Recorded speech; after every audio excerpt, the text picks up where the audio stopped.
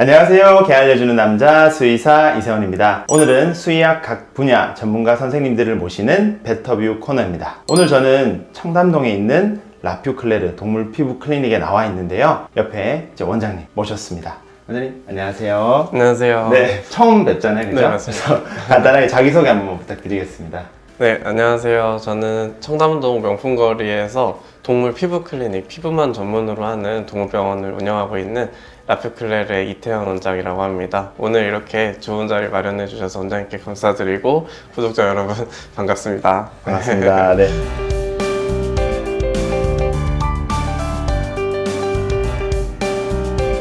병원 위치가요, 정말 여기 주변 명품 거리예요. 완전 사람 피부 병원처럼 정말 깨끗하고 깔끔하고 정말 아늑한 공간으로 구성되어 있습니다. 원장님 일단 병원 소개도 말씀 한번 주시면 좋을 것 같습니다. 라퓨클레르 이름부터 너무 고급스러운데 네. 어떤 뜻이 있고 그런 것들. 저희 라퓨클레르는 불어인데요. 깨끗한 피부라는 이제 불어이고요. 그리고 저희 병원은 이제 피부 병원 중에서는 또 거의 최초로 레이저를 전문으로 도입한 이제 병원이기도 합니다. 지금은 뭐 여러 가지 레이저 장비가 나와 있지만 동물용 레이저뿐만 아니라 이제 사람 쪽 장비 중에서 우리 애기들한테 이제 통증 없이 부작용 없이 쓸만한 장비들 많이 도입하기 위해서 사실 개원 전에 그 부분 굉장히 연구를 많이 하고 개원하게 되었습니다. 사실 사람 피부도요. 피부 병원 가보면 장비들이 정말 중요한 것 같긴 하더라고요. 저도 아까 이제 구경했지만 정말 장비가 어마어마한 것들이 굉장히 많던데, 그런데 이렇게 피부 동물병원을 개원하시게 됐는데 뭐 그 계기 같은 게 좀 있으셨을까요? 일단 제가 서울대 황철웅 교수님 밑에서 이제 피부를 전공하게 된 계기가 동물 실험을 제가 잘 못하는 성격이어가지고, 그래서 동물 실험을 안 하는 임상 교실에 가고 싶은 게 일단 제일 컸고, 그것 때문에 피부과에 가게 됐는데, 피부를 자연스럽게 접하다 보니 이 피부가 너무 저랑 잘 맞고 보호자의 소통이 너무나 중요한 과목이라는 것을 알게 되면서 그 매력에 좀 빠졌던 것 같습니다. 동물 피부에 관해서 또 피부 뭐 귀 다 빼놓을 수 없는 것들일 건데 하나씩 오늘 한번 질문 드려보겠습니다. 저희 베터뷰 대표 질문이라고 할 수 있는데요. 전문 병원에서는 과연 어떤 질환을 가장 많이 볼까? 라퓨클레르에 가장 많이 오는 대표적인 질환 3가지 정도 말씀 주실 수 있을까요? 동물병원에 제일 많이 오는 환자들의 비율로 보면 이제 피부나 귀로 많이 오게 되는데요. 그러다 보니까 보호자님도 잘 알고 계시는 피부 알러지, 그리고 그 알러지 증상으로 인한 뭐 지간염이라든지 귀병, 외이염으로 많이 오고, 저희 병원에 다른 병원보다 특히 많이 온다고 할 수 있는 것도 한 가지 말씀드리면 탈모로 또 많이 오고 있으십니다. 네. 탈모 질환은 우리 포메라니안이 뭐 한 90% 이상을 차지하고 있지만 교과서에서도 볼 수 있듯이 푸들이라든지 장모치와에서도 유사한 증상 나타나는 경우들이 있어서 저희 병원은 이제 탈모로 고생하는 애기들도 상당한 비중을 차지하고 있습니다. 네. 피부 질환에 대해서는 어떤 치료나 관리가 얼마나 잘 이루어지느냐가 중요할 것 같거든요. 맞습니다. 사람들보다 강아지들이 사실 피부병이 더 잘 걸리게 되는데요. 뭐 그 이유 이제 많은 분들 알고 계시겠지만 또 한번 설명 주시면 좋겠어요. 우리 강아지들이 사람 피부보다 좀 더 취약할 수밖에 없는 이유 중에 가장 큰 것은 강아지 피부가 사람보다 좀 얇다는 것. 1번으로 구조적인 문제 차이가 있을 수 있고요. 구조적으로 우리 피부 표피층이 좀 얇다 보니까 세균의 침투라든지 아니면 외부 자극에 노출이 좀 더 쉽다는 점이 있고, 그리고 털이 많다 보니까 통풍이 어렵다는 점도 이제 2번째로 좀 들 수 있겠습니다. 그리고 3번째로는 사람 피부보다는 좀 접혀 있는 부위가 좀 많다는 것. 귀도 니은자로 꺾여 있어서 통풍이 좀 어렵고, 발도 패드가 뭉쳐져 있다 보니까 그 사이사이가 습해지면서 지간염이 오기도 쉽고 피부병이 많이 생길 수밖에 없는 그런 이유가 있습니다. 이 피부병이 다른 강아지에게 아니면 혹은 뭐 사람에게 이렇게 옮기나요? 이렇게 많이 물어보시거든요.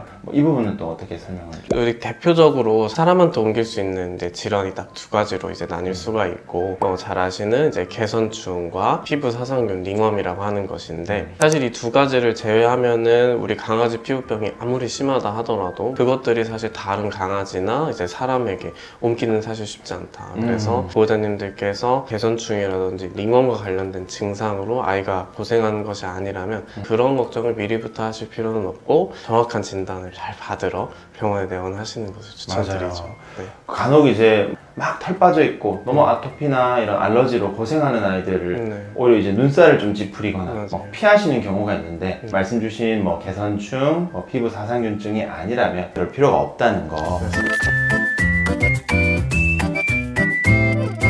여러 피부에 취약점들이 많이 있는데요. 피부를 집에서 잘 관리하는 방법. 사실 이게 오늘 정말 중요할 것 같아요. 그래서 그런 이제 원장님만의 꿀팁 있다면 좀 알려주시면 감사하겠습니다. 일단 제일 중요한 게 요즘 많이 그러신 분 없긴 하지만 순한 샴푸 찾는다고 이제 사람 애기 샴푸 쓰시면은 사실 이론적으로는 그게 맞지가 않습니다. 내가 신경 써서 아무리 비싼 샴푸를 쓰더라도 강아지, 고양이용 샴푸를 쓰시는 것을 이제 추천을 드리고, 약용 샴푸를 쓰시더라도 인터넷에서 구매하실 때에는 한 번은 이제 필터링이 좀 필요하다. 그래서 정말 이게 약용으로서 효과가 있는 것인지 정확히 알아야만 우리 애기들한테 정말 도움이 될 수 있다. 그리고 좋은 샴푸로 이제 목욕을 시키더라도 아까 말씀드린 것처럼 털이 많고 접힌 부위가 많은 아이들이다 보니까 정말 잘 말려주셔야 된다. 아이가 너무 싫어하더라도 찬바람으로 정말 인내심 있게 끝까지 잘 말려주셔야만 잘 씻기고 나서의 뒤탈도 없는 것이고, 각질이 많다던가 건조한 피부라던가 이럴 때에는 1차적으로 보습제 사용해 주시는 것을 저는 가장 추천을 드리는데, 어떤 피부 질환이 1차적으로 있기 때문에 2차적으로 각질이 생기는 것은 보습제로는 해결이 전혀 안 되기 때문에 보호자님께서 그런 부분 케어를 하시는데도 불구하고 우리 애기 피부가 낫지 않는다라고 하면은 꼭 정확한 진단을 받아보시는 거 추천을 드립니다. 네. 목욕 주기는 보통 어떻게 하면 제일 좋을까요? 강아지들 같은 경우는 각질 세포의 재생 주기가 이제 21일이라고 우리 연구 결과 밝혀져 있기 때문에, 그래서 이론적으로 봤을 때는 3, 4주에 한 번 시키는 것도 괜찮고, 그리고 아이들에 따라서 냄새, 분비물이 많다던가 아니면 목욕을 자주 안 하면 더 가려워한다던가 트러블이 생긴다거나 하는 경우에는 일주일에 한 번까지도 괜찮다고 생각하고 있습니다. 그리고 질환이 있는 경우 주에 2번도 저희가 약욕을 권장드리고 있기 때문에 보호자님들께서는 정상 피부를 가진 아이한테는 3주에 한 번도 괜찮다, 이 정도를 기억하시고 아이 피부 상태에 따라서 그거는 조절이 가능한 부분이다, 이렇게 알아주시면 좋을 것 같습니다. 그럼 일반적으로는 한 3, 4주에 한 번 정도 네, 괜찮을 것 같고, 네. 뭐 분비물이 많거나 네. 특정 상황이 있는 피부에서는 원장님께서는 한 일주일에 한 번도 괜찮다. 그렇죠. 근데 너무 일반적으로 괜찮은 애들이 또 일주일에 한 번 하면은 네. 또 이게 안 맞을 수도 있는 거겠다. 조금 과한 것일 수도 있죠. 네. 피부가 이제 너무 건조하고 각질이 많이 일어나면은 보습제 사용하는 게 있을 거고요. 네. 또 뭐 다른 방식이 또 있을까요? 강아지들 피부는 이제 각질 세포 사이에 필수 지방산이라는 성분이 있는데, 그 필수 지방산의 가장 주요한 부분을 외부에서 보충할 때에는 오메가3를 급여를 하게 됩니다. 그래서 오메가3도 요즘엔 정말 좋은 제품들이 뭐 몇 년 사이에 많이 나와 있어가지고 순도가 좀 높고 공정 과정이 굉장히 깔끔한 검증된 오메가3를 먹여주시면 피부에 윤이 나게 하는, 그리고 외부에서 세균이 침투하거나 수분이 밖으로 날아가기가 좀 어려워지는 그런 이제 순기능이 있으니까 그것도 꼭 챙겨주시면 좋을 것 같습니다. 맞아요. 오메가3는 뭐 어디 빠지는 데가 없는 것 같아요. 많은 보호자분들이 힘들어 하시는 것들 중에서 뭐 식이 알러지, 네. 아토피, 뭐 용어가 많이 있는데 네. 이런 질환들이 정말 관리가 어렵잖아요. 질환에 대해서 한번 설명을 해주시면 도움이 될 것 같습니다. 네, 저희 병원에 이제 초진으로 오시는 분들 중에서 이제 알러지로 오시면 제가 이 부분을 아주 꼼꼼하게 설명을 좀 해드리는 편인데, 알러지나 알레르기, 아토피 이 세 가지를 이제 혼용하는 경우가 많고, 우리가 지금 이거를 구분하더라도 외부에서는 사실 이게 구분이 잘 안 되는 경우가 많아서 이 개념만 잘 알고 가시면 좋을 것 같은데, 이 아토피라고 하는 거는 이제 이론상 정의상으로는 이제 환경적인 알러지를 아토피라고 보통 하고요. 식이 알러지, 식이 알레르기를 이제 식이와 관련된 알러지 증상이라고 얘기를 하고, 전체를 포괄하는 것을 우리가 뭐 알레르기, 알러지라고 이제 얘기를 하게 됩니다. 그래서 아토피와 식이 알러지를 우리가 구분할 수만 있으면 이 정의는 사실은 어렵진 않은 거라고 볼 수가 있습니다. 뭐 알러지 검사 같은 걸 해볼 때도 있잖아요. 주로 어떻게 하세요? 뭐 결과가 주는 의미들 그런 게 어떤 게 좀 있을까요? 네, 잘 아시다시피 알러지 검사는 혈액으로 하는 검사도 있고, 요즘은 보호자님들께서 뭐 털을 택배로 어딘가에 보내서 하시는 검사도 있고 뭐 타액으로 하는 검사도 보호자님들께서 말씀해 주시기도 하시고 그리고 이제 말씀해 주신 것처럼 피부에 직접 주입해서 하는 IDST도 있는데 저희도 주로 혈액으로 하는 검사를 진행하고 있고 털로 하는 검사나 침으로 하는 검사는 아직까지 논문으로 밝혀진 바가 없기 때문에 병원에서 진행을 하시는 것도 대체로 혈액으로 하는 검사를 진행하고 있다 이렇게 보시면 됩니다. 그 중에 한 가지 좀 중요한 부분은 혈액으로 하는 검사도 사실 다양한 회사에서 진행을 하기 때문에 정확도가 조금 더 높은 근거를 가지고 있는 검사를 하시는 것을 더 추천을 좀 드리고요. 그런 검사를 했다는 전제하에 봤을 때는 우리가 먹는 것에 대해서 갈피를 잡지 못하고 있을 때 선택지를 우리한테 좀 좁혀줄 수 있다는 게 가장 큰 장점인 것 같아요. 어떻게 보면 시행착오를 줄여준다. 네, 시행착오를 줄여준다고 말씀드릴 수 있겠습니다. 간혹 보면은 엄청 어린 나이에도 검사를 하시는 경우가 있는데 저는 그렇게는 권장은 안 드리고 있는데 원장님이 뭐 생각하시는 뭐 기준 같은 것도 있으세요? 만약에 나이로 본다면? 교과서적으로 봤을 때에는 이제 3살에서 5살 사이를 가장 권장드리고 있기는 해요. 네. 조금 더 넓게 보자면은 한 2살에서 한 10살 정도까지를 보고 있고 10살이 이제 넘어가게 되면은 너무 많은 항원에 노출이 돼 있어서 결과가 조금 달라질 수 있다, 더 부정확해질 수 있다는 게 있고 1살 이전도 사실은 마찬가지 이유로 그렇게 권장은 드리지 않고 있습니다.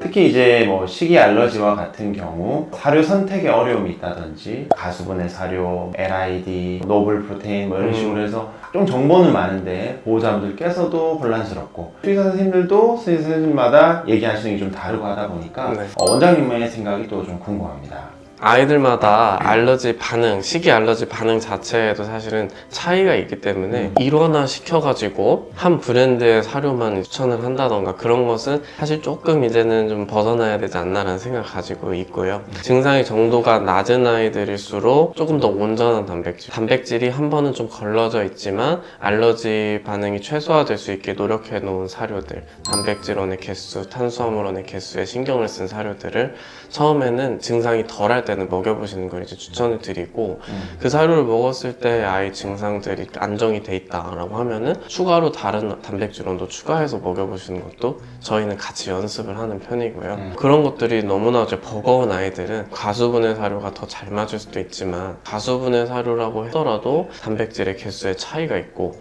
단백질이 몇 가지가 들어가서 얼마나 가수분해 되어 있는지도 아이의 반응에 차이가 있을 수 있기 때문에 그런 부분은 사실 영양 상담하듯이 수의사 선생님과 상담을 해보시는 게 가장 중요할 것 같습니다. 동물용 레이저, 네. 그다음에 뭐 사람에서 쓰는 레이저까지 네. 장비가 정말 많은데 네. 우리 아이들이 레이저를 쓰는 게 맞는지 아닌지를 또 잘 모르실 것 같아요. 네. 그래서 어떨 때 좀 받으러 가면 좋을지 한번 말씀 주시면 좋겠습니다. 레이저 장비는 가장 큰 장점이 이 약을 먹어서 전신으로 작용하지 않아도 우리 아이의 피부에 효과적으로 적용하기 위해서 동물에게 처음으로 접목이 된 것인데요. 이 사람 아토피, 소아 아토피 환자들한테 이제 스테로이드나 항생제 적용을 최소화하기 위해서 이제 레이저를 사용하게 되다가 이것이 효과가 있다는 것이 이제 밝혀지면서 동물에게 이제 넘어온 케이스의 레이저도 있습니다. 저는 아이들에게 레이저를 사용할 때 일괄적으로 다 사용하는 게 아니라 뭐 시기라든지 아니면 환경적인 부분을 잘 관리하면서 좋아진다면 사실 레이저는 필요하지 않고요. 약을 쓰기에는 증상이 경미한 아이에게 저희는 레이저를 가장 추천을 드리고 있고 이외에 약을 써야 하지만 약을 쓰기에는 건강 상태가 좋지 않거나 나이가 많아서 약이 부담이 되는 경우에 저희가 보통 레이저를 활용을 많이 하고 있습니다. 특별히 뭐 나이에 제한은 없을까요? 나이에 제한은 전혀 없고 레이저의 장점 중에 하나가 아이의 어떤 기저 질환이라든지 그런 것과는 전혀 영향을 주지 않고 정말 외부에서 피부만을 타겟으로 레이저를 활용을 할 수 있다 보니까 그런 부분에서 노령견이 많아지고 있는 이제 우리나라에서도 아이들의 피부 컨디션이나 아니면 피부 질환 관리에 상당히 도움이 될 것으로 보입니다. 피부 관리를 위해서 저희도 사람이 가면 그다음 몇 회권, 네네. 몇 회 이렇게 가야 좀 효과가 있다고 좀 보는데 물론 좀 환자 바이 환자 네. 케바케이겠으나 네. 그래도 한 몇 회 이상은 좀 받아보는 것이 조금 더 효과를 볼 때 기준이 있나요? 대략적으로. 우리 아이들의 피부 아토피에 이제 레이저를 적용을 했을 때에는 1회만으로도 어떤 발적이나 염증 관리에 있어서는 도움이 좀 돼야 되는데 이제 식이 관리라든지 이제 환경 관리라든지 이런 부분이 이제 접목이 되면서부터 사실은 효과가 더 올라갈 수가 있기 때문에 어떤 시간적인 부분을 고려해서 한 5회 정도 이상을 저희가 좀 추천을 드리고 있고, 이제 우리 애기들 피부 종괴, 사마귀를 제거하는 레이저는 뭐 당연히 단번에 시술 효과가 있는 것이고, 또 한 가지 저희는 이제 탈모 관리라든지 이제 보습 관리라든지 이런 부분에 있어서도 뭐 다양한 장비를 사용하고 있는데, 그런 부분에 있어서도 이제 5회 이상은 좀 권장을 드리고 있습니다. 탈모는 폼에는 정말 많죠. 뭐 맞습니다. 털을 바짝 밀고 문제가 된다든지 네. 아니면 알 수 없는 이유로 그런 경우들이 있는데 원장님께서는 탈모에 있어서 라피클레르만의 어떤 특별한 뭐 좀 치료 방법 있을까요? 피부 구조적으로 진피층에 있는 이제 모낭을 어떻게 자극을 할 수 있느냐를 연구를 많이 했고, 그 부분에 있어서 이제 두 가지 방법으로 나뉘는데, 물리적으로 자극을 직접 주는 방법이 있고 초음파를 통해서 이제 간접적으로 자극을 주는 방법이 있거든요. 그래서 저희는 이 두 가지 방법을 좀 접목시켜 가지고 탈모 있는 아이들에게 이제 활용을 하고 있는데, 간접적인 방법으로도 효과가 좋은 애기들도 있고, 그 방법이 좀 미흡한 아이들한테는 이제 물리적 자극을 주는데, 요즘에 아무래도 엑소좀을 진피층에 직접 주입을 하는 그런 방식도 활용을 하고 있습니다. 다양한 방식이 있다, 그죠? 사실 라피클레르만의 어떤 특징일 것 같아요, 제가 보니까. 네. 다른 병원에서는 사실 할 수가 네, 장비가 없고 장비가 하니까. 있어야 돼서. 네. 동물은 정말 귓병이 많죠. 네. 그 기본적인 어떤 이유에 대해서 먼저 말씀 주신다면요. 우리 사람들은 수평웨이도밖에 없으니까 면봉을 넣었다가 갑자기 짜릿할 때가 있잖아요. 우리 강아지들은 이제 수직웨이도와 수평웨이도 이렇게 니은자로 귀가 구성이 되어 있다 보니까 수직웨이도가 또 있기 때문에 이 안쪽이 통풍이 잘 안 되는 구조로 되어 있습니다. 그래서 우리 아이들의 귀지가 많아진다든지 귀에 물이 들어간다든지 했을 때에는 아무래도 사람보다는 굉장히 취약한 구조를 가지고 있고, 알러지가 있을 때 발이 붓고 뭐 눈 주변이 빨개지는 증상도 있을 수 있지만, 귀 안쪽 웨이도 벽 자체가 부으면서 안쪽이 가려지고 부종이 생기면서 염증이 생기는 경우들이 있기 때문에 아무래도 귀병의 빈도가 많을 수 있습니다. 집에서 이제 귀를 관리할 때 귀 세정은 어떻게 하고 또 귀 세정 주기, 그 외에 또 귀를 관리할 수 있는 방법 같은 게 좀 네. 있을까요? 네. 저희 병원에까지 오시는 분들은 귀병으로 오랫동안 고생을 하시다가 오심에도 불구하고 올바른 귀세정 방법에 대해 모르시는 분도 생각보다 많으시더라고요. 일단 1차적으로 요즘은 너무 간편하게 나온 이제 귀세정 패드도 있는데 패드만으로 귀를 닦아내는 거는 아까 구조적으로 봤을 때 전혀 도움이 되지가 않고, 귀병이 없다면 사실은 극단적으로 귀세정 안 하셔도 된다, 저는 그렇게 말씀을 드리는데, 귀병이 그래도 있었던 병력이 있거나 귀를 가려하는 아이들한테는 샤워를 하듯이 귀세정 하시는 거를 이제 추천을 드리기 때문에 귀 니은자, L자의 이 원통에 물을 채운다 생각하면서 귀세정제를 찰랑찰랑 할 때까지, 귓바퀴에 찰랑찰랑 할 때까지 채워주시는 것을 이제 추천을 드리고, 그 이후에 그 원통을 마사지 하듯이 귀지랑 이 귀세정제가 섞일 수 있도록 부드럽게 마사지 해주시는 것을 추천을 드립니다. 2번, 3번 정도 우리 애기 귀 상태에 따라서 반복할 수 있는 것을 좀 추천을 드리고 있습니다. 보호자분들이 많이들 착각하시는 게 귀세정액 넣었을 때 이게 남아있으면 어떡하죠? 네. 이렇게 많이 물어보시는데 네. 남아있는 귀세정액은 그럼 괜찮을까요? 귀세정제가 남아있는 거 많이 걱정하시는데요. 사실은 그건 크게 걱정하지 않으셔도 되는 게,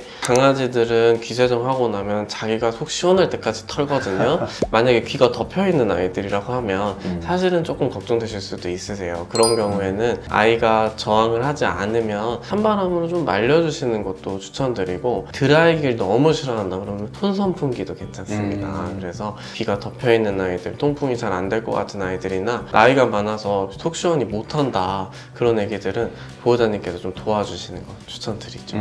귀가 진짜 너무 괜찮으면 뭐 안 해도 되긴 하지만 네. 일반적인 경우에는 뭐 주 1회 아니면 2주에 1회 뭐 어느 정도가 좋을까요? 스파이 케이스지만 저는 한 달에 한 번 더 괜찮은 것 같습니다. 꼭 귀지가 있다고 해서 그거를 꼭 빼내야 된다는 생각보다는 귀지가 많을 때 얘기가 많이 불편감을 느낀다든지 그런 것들이 사실 더 중요한 것 같습니다.